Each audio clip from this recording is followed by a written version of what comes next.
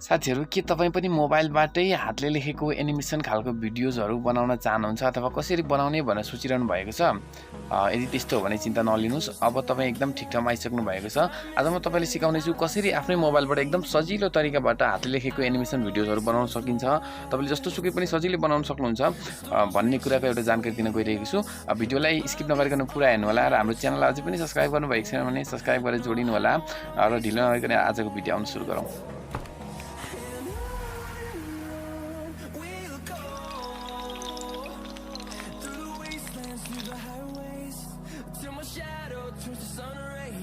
र साथीहरु यस्तै खालको हातले लेखेको भिडियो मोबाइलबाट बनाउनका लागि तपाईलाई दुईवटा कुराको मात्र जरुरत पर्दछ एउटा भनेको काइनमास्टर एप्लिकेसन रहेको छ जुन तपाईले सजिलैसँग पाउन सक्नुहुन्छ जसको लिंक मैले तपाईलाई डिस्क्रिप्सनमा पनि दिनेछु र अर्को भनेको एउटा ह्यान्ड पीएनजी जुन चाहिँ तपाईले यो अहिले जुन देख्दै हुनुहुन्छ स्क्रिनमा यो एउटा पीएनजी यो चाहिने छ तपाईलाई यसको पनि लिंक मैले तपाईलाई डिस्क्रिप्सनमा दिनेछु त्यहाँबाट हेरेर डाउनलोड गर्नु होला र अबको प्रोसेसहरु आउनुस् भने एप्लिकेसन यसले ओपन गर्नुस्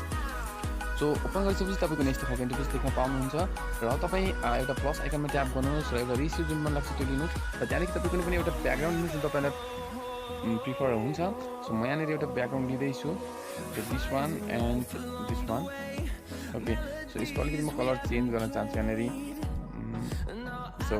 यदि भइसकेपछि तपाईले यसलाई एक्सटेन्ड गर्नुहोस् जति तपाईलाई चाहिन्छ र यहाँनिर तपाईले काइनमास्टरको अलिकति युज गर्न जानेको हुनुपर्छ जान्नुभएको छैन भने केही छैन म तपाईलाई सिकाउने नै छु अब तपाई लेयरमा जानुहोस् र यहाँनिर टेक्स्ट भन्ने अप्सनमा क्लिक गर्नुहोस् म तपाईँ यहाँ टेक्स्ट मात्रै सिकाउँदैछु है टेक्स्ट सिकाउँदैछु सो तपाईँ जुन कुरा लेख्न चाहनुहुन्छ अथवा लेखेको देखाउन चाहनुहुन्छ हातले लेखेको त्यो कुरालाई यहाँनिर लेख्नु जस्तो यहाँ मैले एस टेक्निकल प्लानेट भनेर लेखेर देखाउँदैछु सो यहाँनिर एस लेखेँ मैले सबभन्दा पहिला सो यसलाई ओके गरिदिएँ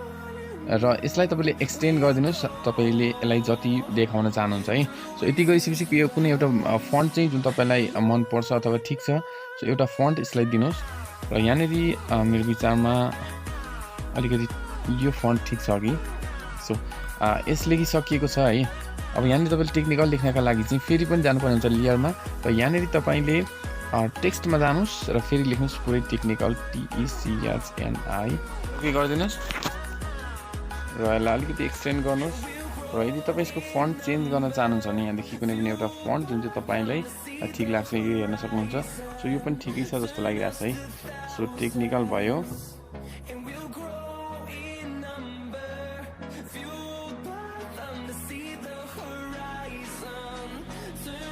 ओके अब यहाँनिर तपाईँले यसलाई एक्सटेन्ड गर्नुहोस् तलतिर जुन यसको लेन्थलाई पनि जति तपाईँले राख्न चाहनुहुन्छ त्यति राखिदिनुहोस्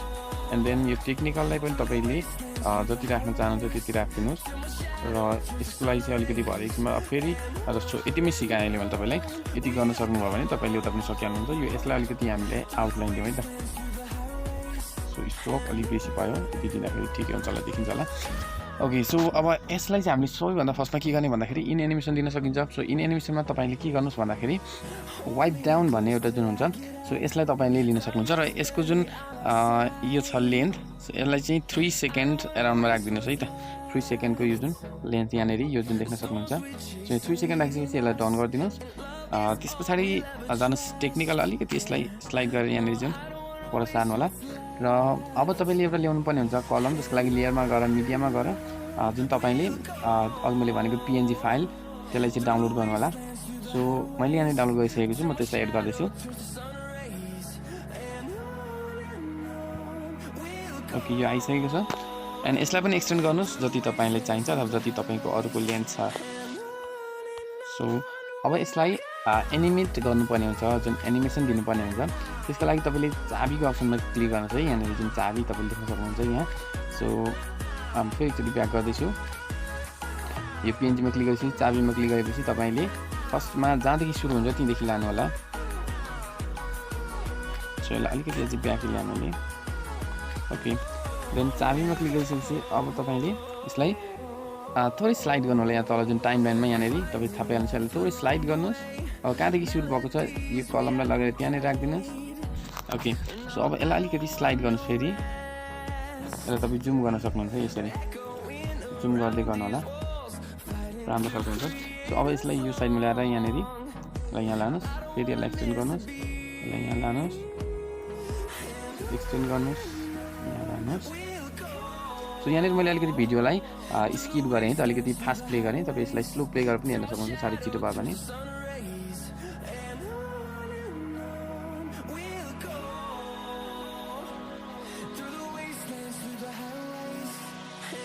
सो यहाँसम्म सकिसकेको छ एन्ड देन तपाईँले अब फेरि पनि यसलाई एनिमेट गर्नुपर्ने हुन्छ यसलाई एकछिन छोडिदिनुहोस् र ब्याक आउनुहोस् जुन टेक्निकल भन्ने जुन छ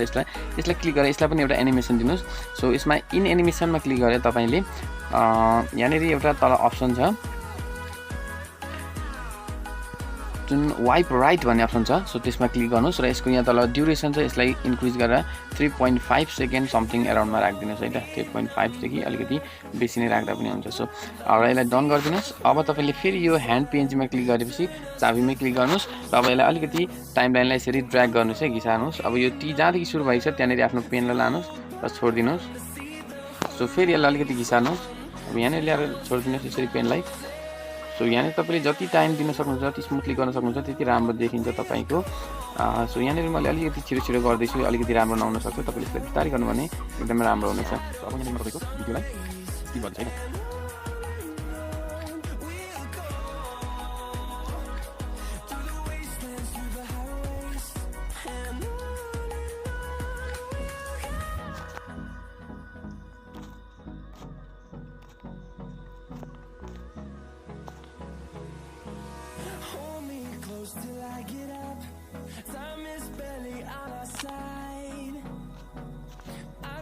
ओके र यसलाई मैले सबै कुरा गरिसकेको छु अब तपाईँले यसलाई सुरुदेखि प्ले गरेर हेर्न सक्नुहुन्छ है त कस्तो भएको छ भनेर त यहाँनिर मैले एकचोटि प्ले गरेँ तपाईँ हेर्न सक्नुहुन्छ सो एकदम स्मुथली तपाईँले बिस्तारै गर्नुभयो भने एकदम पक्कै पनि राम्रो हुनेछ भन्ने आशा गरेको छु र यो भिडियो अलिकति तपाईँले हेल्पफुल भयो भने यसलाई लाइक गर्न नबिर्सिनुहोस् र हाम्रो च्यानललाई अझै पनि सब्सक्राइब गर्नुभएको छ भने सब्सक्राइब गर्न नबिर्सिनु होला है र अब यहाँनिर तपाईँको म अलिकति फोटोलाई पनि कसरी गर्न सकिन्छ भनेर देखाउँदैछु कुनै पनि फोटो कुनै पिक्चरलाई पनि कसरी यसरी हातले लेखेको देखाउन सकिन्छ भनेर जस्तै म यहाँनिर एउटा एड गर्दैछु एउटा च्यानलको मेरो लोगो जुन छ सो यहाँनिर एउटा म च्यानलको लोगो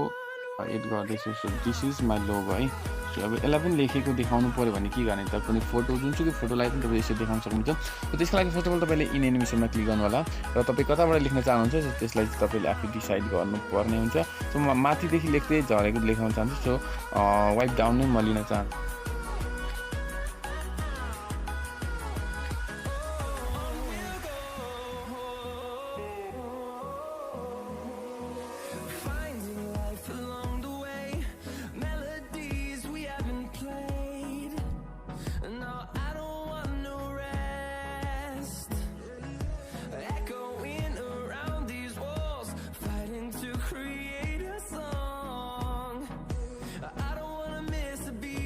भइसकेको छ र अब तपाईँ यसलाई फेरि पनि हेर्न सक्नुहुन्छ म तपाईँलाई गरेर देखाउनेछु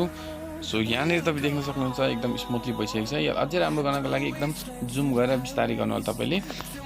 र यदि यो भिडियो तपाईँलाई अलिकति जानकारीमूलक भयो भने यसलाई सेयर गर्न नबिर्सिनु होला र बाँकी अर्को भिडियोमा चाँडै भेटौँला धन्यवाद।